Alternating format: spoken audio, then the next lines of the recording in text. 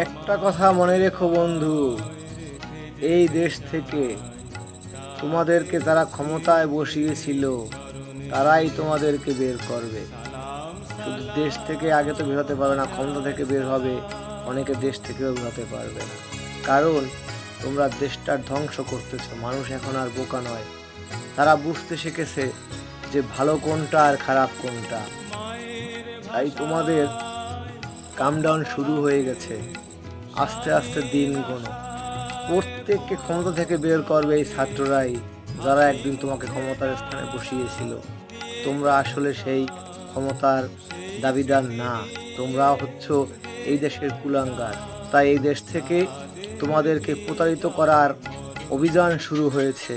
তোমরা রেডি হয়ে যাও খুব তাড়াতাড়ি। একে একে একে একে এই যে আসিফ মাহমুদ শুরু হয়ে গেছে, এরকম প্রত্যেকের পদত্যাগ করতে হবে।